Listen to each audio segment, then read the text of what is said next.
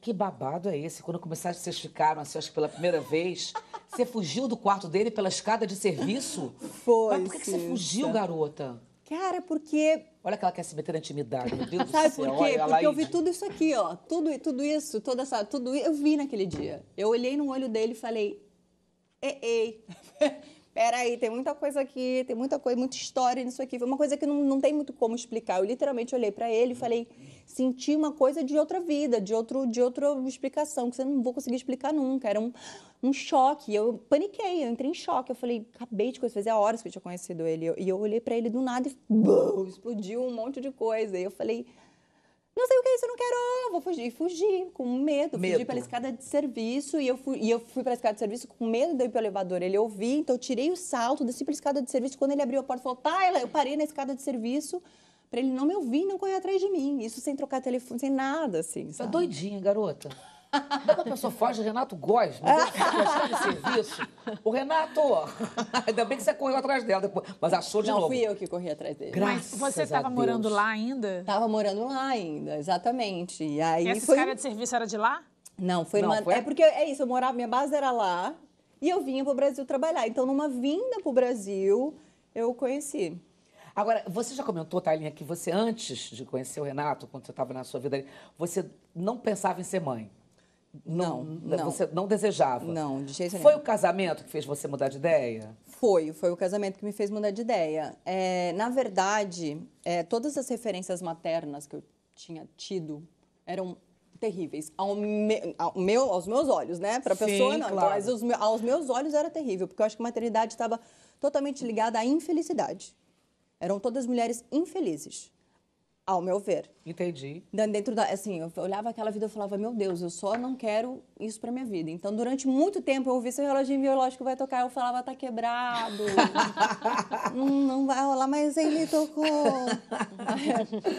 E eu acho que quando o Renato chega na minha vida, aí muitas camadas de conversa, né? Enfim, quando teve um comentário ali que eu queria já entrar no meio, falei pra caramba, onde ele fala, eu vim de uma família que eles não sabiam ser pais. E eu tinha comida e a casa, mas eu não tinha o afeto e o amor. E eu também vim nessa realidade.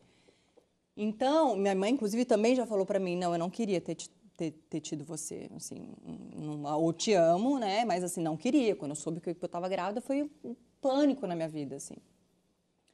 E aí cresci nessa realidade. Então, eu só pensava em não repetir aquilo, Sim, sabe? entendo total. E fora o medo e o pânico que eu tinha de não ser capaz. Acho que a gente estava conversando sobre depressão pós-parto, a minha depressão pós-parto vem muito nesse lugar de não ter referências, não ter referências na minha vida, na minha primeira infância, na minha segunda infância. Então, eu olhava aquilo e falava, cara, eu não quero isso para mim de jeito nenhum. Então, primeiro, não foi só o Renato, primeiro foram amigas. Sim. Sophie e Charlotte, que eu sempre falo.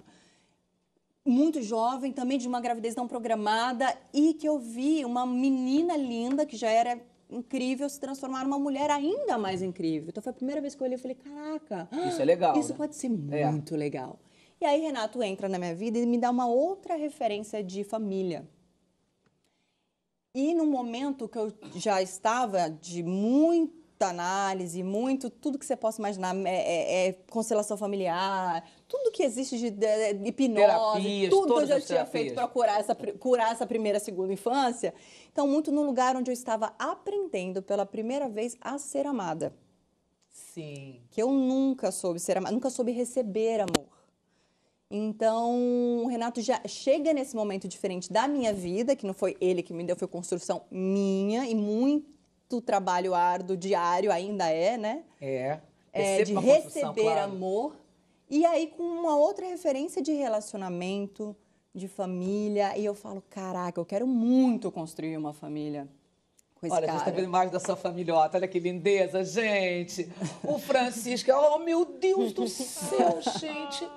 Socorro. O que é Francisco As e Tereza? Olha só a Tereza, gente. Eu não aguento com isso. Tem a menor condição. A Laíde, socorro. Olha só aquela... Ah, e o meu Francisco, um Deus. gato, meu Deus do céu.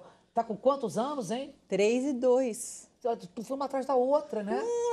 Não indico, não façam isso em Meu Deus casa. do céu. Meus netos também são assim. Agora, me fala uma coisa. Você criou um podcast sobre maternidade junto com a Júlia Faria, né? Sim. Como é que surgiu essa ideia, que eu acho sensacional, que eu acho tão importante falar sobre isso? Foi justamente nesse processo de gestação que eu tive uma depressão pós-parto. Foi na primeira gravidez que você teve depressão, Isso, né? na primeira Francisco. gravidez.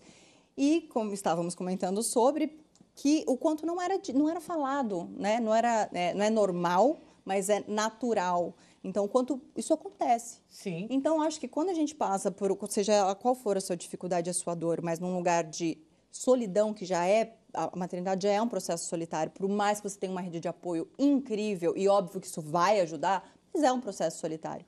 Então, eu estava naquele momento realizando um sonho, numa depressão, onde ninguém entendia, só me julgavam, que absurdo, você está santa. Até hoje eu tenho horror a essa palavra, você está santificada. Alguém chegava e falava, você está santificada. Eu falava, eu não estou santificada. Pelo amor de Deus. Então, quando você se sente sozinha num processo, tipo, cara, eu realmente sou um monstro, realmente sou a única pessoa que teria que estar santificada, sentindo uma dor infinita dentro de mim, não querendo viver. Tipo, eu sou realmente um monstro. Quando a informação vem e você entende que você não é a única, que você não está sozinha nisso, que você não é um monstro, cara, nossa, não que dá pra alívio, né? mensurar. É uma coisa de louco. Então, o podcast surge nesse momento, depois de eu ter passado por todo esse processo, ter entendido, me abraçado, me acolhido, muitos processos, e trocado tanto com a Júlia, que a gente engravidou, programamos juntas, tiramos DIU juntas, fizemos tudo juntas, tivemos os nossos nenéns quase juntos.